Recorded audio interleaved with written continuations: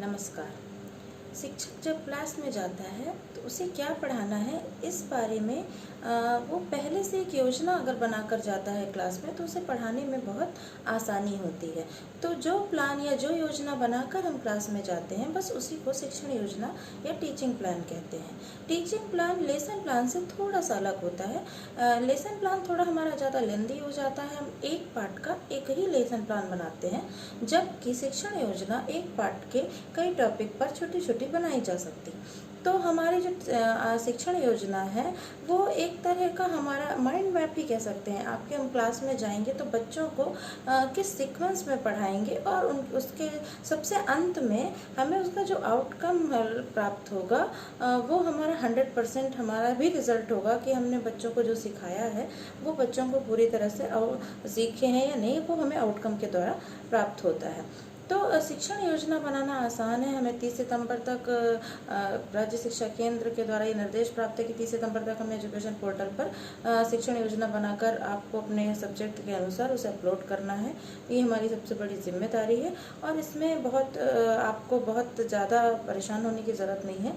शिक्षण योजना बनाना बहुत आसान है। राज्य शिक्षा केंद्र के निर्देश भी हैं कि इसे 9 कॉलमों में बनाना है। तो ये आप देख रहे हैं कि मेरे पास साइंस की एक शिक्षण योजना का एक मॉडल है, मैंने इसे बनाया है और आपको अपने सब्जेक्ट के अनुसार आप इसको बना सकते हैं। तो ये जो 9 कॉलम है, ये 9 कॉलम, पहला है अवधारणा का क्षेत्र, फिर है पाठ का नाम, पेडागोजिकल जो हमारी गतिविधि है, प्रक्रिया है, प्रस्तावना, फिर सुझावात्मक सहायक शिक्षण सामग्री जिसे हम TLM कहते हैं, उसके बाद अनुमानित समय कि हमारा कितना जो चैप्टर है वो कितने कालखंड में पूरा होगा, जो हमारी ये जिस बिंदु पे हम बनाए हैं शिक्षण योजना वो कितने कालखंड की है, फिर लर्निंग इंडिकेटर्स, मूल्यांकन हेतु गतिविधियाँ एवं प्रश्न, आओ करके सीखें घर घर में और खेल खेल में, फिर लर्निंग आउटकम्स। तो बाकी जो ये सारे आपके देख रहे हैं कि जो नाम है वो हिंदी में है, केवल लर्निंग इंडिकेटर्स और लर्निंग आउटकम को प्रोनाउंसिएशन में रखा गया है। तो इसमें बहुत घबराने की ज़रूरत नहीं है। इंडिकेटर का मतलब होता है ये संकेत हमें प्राप्त होने, जैसे मतलब संकेत से ये संबंधित है कि अगर आप बच्चों से कोई क्वेश्चन करते हैं, पाठ से संबंधित भी अगर आप क्वेश्चन करते हैं, तो अगर बच्चा वो क्वेश्चन नहीं भी जानता है तो उस आप जो वर्ड पूछेंगे उस वर्ड से संबंधित वो आपको कई सारे आंसर दे सकता है। तो जो वो आंसर देगा वो हमें इंडिकेट करेंगे कि हम बच्चे को किस तरह से पढ़ा सकते हैं। बस वही लर्निंग इंडिकेटर्स है। लर्निंग आउटकम्स का मतलब है कि बच्चों से हमें जो लास्ट में हमने जब पाठ पढ़ा दिया तो बच्चों ने कितना सीखा वो हमें आउटकम के रूप में प्राप्त होता है। तो अगर हम सेकंड कॉलम पहले भर ले तो भी कोई दिक्कत नहीं है, क्योंकि अगर हम पाठ का नाम पहले भर लेते हैं तो हमें उसकी पृष्ठभूमि पता चल जाती है कि हमें क्या अवधारणाएं बनानी है उस पाठ के बारे में। तो ये साइंस के कक्षा 7 का जो पाठ है, पादपों में पोषण, पहला पाठ है, मैंने उसी पे ये एक मॉडल बनाया है शिक्षण योजना का, आप देख सकते हैं। तो मैंने पादपों का पोषण पाठ का नाम डाला, अध्याय 1 पादपों में पोषण, और इसकी अवधारणा पृष्ठभूमि, मतलब हम एक्रेडिटेशन बोलते हैं इसको, कि जब हम जाते हैं क्लास में तो उस पाठ की हमारी अवधारणा में पृष्ठभूमि कैसी होगी। तो सबसे पहले अगर हम पादपों में पोषण पढ़ा रहे हैं, पौधों में पोषण पढ़ा रहे हैं, तो हम पौधों में भोजन बनाने की प्रक्रिया क्या होती है, पोषण कैसे करते हैं पौधे, इस संबंध में हम अपनी पृष्ठभूमि बनाते हैं। फिर पेडागोजिकल प्रक्रिया, गतिविधि एवं प्रस्तावना, तो जैसे कि इसका नाम से ही समझ में आ रहा है कि प्रक्रियाएं, गतिविधियां और प्रस्तावना। तो जब हम पाठ शुरू करेंगे तो कुछ ना कुछ हम उसकी भूमिका बनाएंगे, बच्चों से हम उस संबंध में उसके पाठ के बिंदुओं के बारे में चर्चा करेंगे, उनके पूर्व ज्ञान को भी ले सकते हैं हम। जैसे हम बच्चों से ये पूछ सकते हैं कि अगर हम इस पाठ को पढ़ा रहे हैं तो हम जाते ही बच्चों से ये एकदम से पोषण के संबंध में चर्चा ना करके हम भोजन के संबंध में चर्चा करें, तो बच्चे थोड़ा सा ज़्यादा हमारी तरफ अट्रैक्ट होंगे और पाठ को समझने में उन्हें आसानी होगी। तो हम बच्चों से पूछ सकते हैं कि आप भोजन करते हैं, कौन कौन से प्राणी भोजन करते हैं, आपने किस किस को देखा है, या आपने पौधों को भोजन करते देखा है क्या, पौधे लिविंग थिंग्स हैं या नॉन लिविंग थिंग्स, मतलब सजीव हैं कि निर्जीव हैं, अगर वो सजीव हैं तो क्या आपने उन्हें भोजन करते देखा है? पौधे अपने भोजन कैसे बनाते हैं, क्या आपने कभी सोचा? इस तरह की छोटी छोटी बिंदुओं पे हम जो चर्चा करते हैं प्रश्न की, वो मूल्यांकन वाले प्रश्न नहीं होते, बल्कि वो एक चर्चा संबंधी प्रश्न होते हैं जिनको हम अपनी गतिविधियों में शामिल करते हैं। ये हमारी प्रस्तावना बनाती है। इसके बाद आते हैं सुझावात्मक सहायक शिक्षण सामग्री या TLM।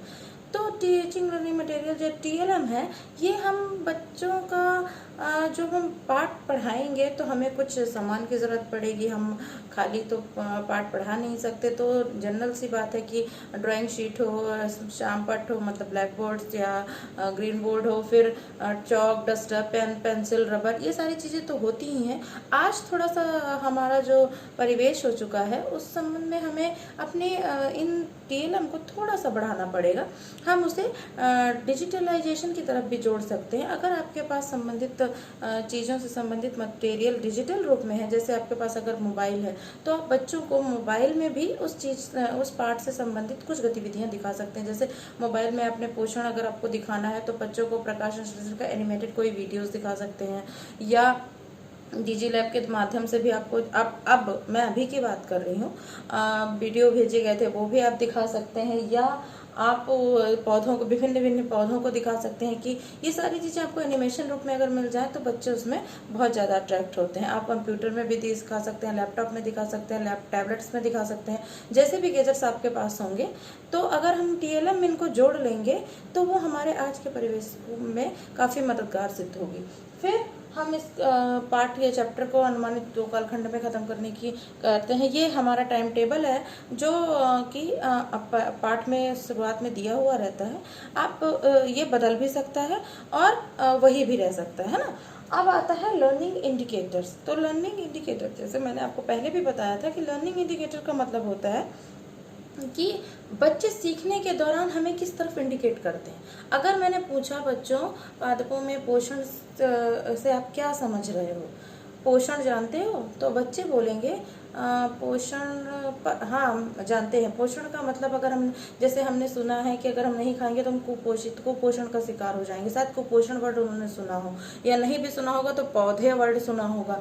आप मतलब वो जो भी शब्द बताएं, उस शब्द को आप लेकर बच्चे को उस तरफ से मोटिवेट कर सकते हैं। ये आपको पढ़ाने में काफ़ी हेल्पफुल होता है।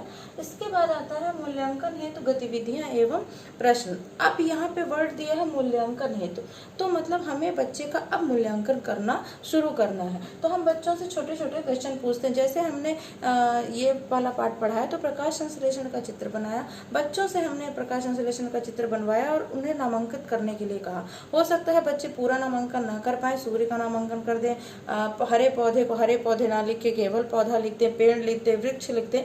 वो जो जैसा भी बच्चे लिखेंगे हम उस अनुसार उनका मूल्यांकन कर सकते हैं। हम उनसे पूछ सकते हैं कि स्वपोषण क्या होता है, विषम पोषण क्या होता है। अगर हम पाठ के शुरू में इस संबंध में चर्चा करते हैं तो बच्चे ध्यान से कितना सुनते हैं ये हमें मूल्यांकन के दौरान पता चल जाता है।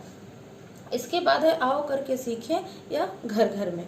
तो घर घर में सीखना है, खेल खेल में सीखना है, विज्ञान में बहुत आसान है। हम जैसे इसी पाठ में हम 2 गमले रख सकते हैं जिनमें पौधे लगे हों। एक गमले की पत्ती को हमने कागज़ से ढक दिया। ये टीचर हैंडबुक में भी इस उदाहरण का वर्णन है। और आप चाहें तो इसको थोड़ा सा वो उदाहरण मैं पूरा कर देती हूँ कि अगर हम एक पत्ती को कागज़ से ढक देते हैं, काले कागज़ से, दोनों पौधों की पत्तियों को, और कुछ दिनों बाद एक पौधे की पत्ती का हम जब सूर्य के प्रकाश में रखते हैं और 4-5 दिन बाद जब हम सूर्य के प्रकाश से उस पौधे को हटाते हैं तो पत्ती को काले कागज से हटाकर उसमें आयोडीन डालकर उसका परीक्षण हम करते हैं। इसके बाद अगर हम दूसरी पौधे की पत्ती को ना हटाएं कागज और फिर सूर्य के प्रकाश में भी ना रखें और 4-5 दिन बाद हम उसका जब कागज हटाकर आयोडीन डालकर उसका परीक्षण करते हैं तो हमें क्या क्या अंतर प्राप्त होते हैं, ये चीज़ें हम देख सकते हैं, मतलब अपने प्रेक्षण में लिख सकते हैं। इसके अलावा भी आप कुछ करवा सकते हैं, जैसे कि पौधों को सूर्य के प्रकाश में ना रखना हो कि पत्ती के अलावा हम पूरे पौधे को अगर हम सूर्य के प्रकाश में ना रखकर अंधेरे में रखते हैं तो पौधे में किस तरह की ग्रोथ होती है, क्या पौधे मुरझाते हैं, छोटे होते हैं या नहीं, उनमें किसी प्रकार का कोई फर्क नहीं पड़ता। ये सारी चीज़ें हम प्रेक्षण में बच्चों से लिखवा सकते हैं। और हम ड्राइंग शीट में उनका चित्र बनवा सकते हैं, सीखते हैं बच्चे चित्र बनाने से, है ना। इसके बाद आता है सबसे अंत में लर्निंग आउटकम्स, कि हमने जो पढ़ाया है बच्चों का वो आउटकम हमें किस रूप में प्राप्त होता है। हम बच्चों से अब यहाँ पे प्रश्न पूछते हैं, क्या पौधे की जो प्रकाश संश्लेषण की क्रियाविधि है क्या वो हमें ढंग से समझा पा रहे हैं, वो अच्छे से विस्तार से हमें उस बारे में चर्चा कर पाते हैं। इसके बाद पौधे पत्ती के स्टार्च की जो प्रयोग हमने किया था क्या वो प्रयोग को समझा पाते हैं। इसके बाद नामांकित चित्र बना पाते हैं और चित्र की क्रियाविधि को भी समझा पाते हैं।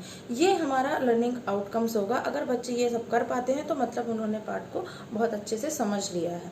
ये हमारा शिक्षण जो योजना है ये पाठ के केवल एक बिंदु पर है, या तो आप प्रकाश संश्लेषण को भी इसमें जोड़ सकते हैं। इसके बाद हम इसी पाठ में एक और बिंदु पे चर्चा की गई है, पादपों में पोषण की अन्य विधियों पर। पाठ का नाम वही है, पोषण की अन्य विधियां कौन सी होती हैं। कुछ पौधे ऐसे होते हैं जो कि जिनमें जो अन्य विधि के द्वारा पोषण करते, जिसे हम परजीविता कहते हैं, सहजीविता कहते हैं। तो इस संबंध में वो हमें चर्चा करनी है। उसकी अवधारणा बनाने के लिए हम पौधों के अन्य पोषण की विधियां हम अवधारणा क्षेत्र में डालते हैं। इसके बाद आता है कक्षा में जब हम पहुंचते हैं, अब हमें बच्चे को एक ब्रेड का टुकड़ा दिखाना है, उसमें कवक या फंगस लगाओ, बच्चों से पूछना है कि ये बताओ कि ये बच्चे ये क्या दिख रहा है तुम्हें, ये ब्रेड के टुकड़े में आपको क्या समझ में आ रहा है। अगर बच्चे उसका जवाब अपनी अपनी समझ के अनुसार देते हैं, ये हमारे टीएलएम में भी काम आता है। हम बच्चे को या तो अमरबेल का पौधा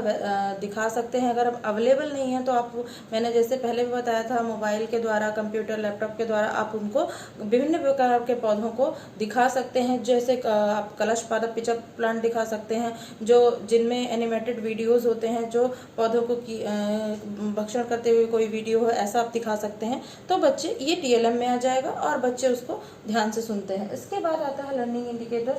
हम जैसे घटपर्णी दिखाते हैं, अगर चित्र बना के दिखा रहे हैं, हम बच्चों से पूछते हैं कि ये क्या है, तो कुछ बच्चे कहेंगे कि ये तो सुराही जैसा, जग जैसा दिख रहा है, जग की तरह इसका एक पूरा वो है। घटपर्णी क्यों कहते हैं, ये क्या इसकी पत्ती है। मतलब जो भी बच्चे आप बोल रहे हैं, हम उसको इंडिकेशन उनका लेकर फिर हम आगे बढ़ते हैं। फिर इसके बाद हम आते हैं मूल्यांकन हेतु। तो हम बच्चों से पूछते हैं कि आपने पोषण की अन्य कौन सी विधियां पढ़ी हैं। अब मूल्यांकन करना है बच्चों का, तो हम पूछेंगे कि आपने कवक देखा है, फंगस जो मैंने अभी ब्रेड के टुकड़े में दिखाया, इसके अलावा आपने फंगस कहाँ कहाँ पर देखा है। ये सारी चीज़ें, कब उगते हैं ये फंगस, किन परिस्थितियों में उगते हैं, अमरबेल का पौधा हमेशा दूसरे वृक्ष से लिपटा हुआ क्यों दिखता है, किन वृक्षों में आपने अमरबेल के पौधे को देखा है।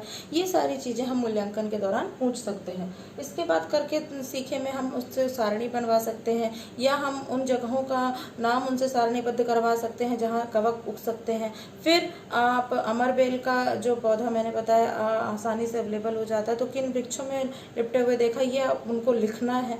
ये चीज़ें हम खेल में आओ करके सीखे में दिखा सकते हैं। बच्चे सारणीबद्ध करेंगे, प्रेक्षण प्रतिदिन का लिखेंगे, तो उनको जब वो उसका अवलोकन करेंगे एक हफ्ते का, तो उनको ये सारी चीज़ें सीखने को मिलेंगी। इसके बाद आता है लर्निंग आउटकम्स।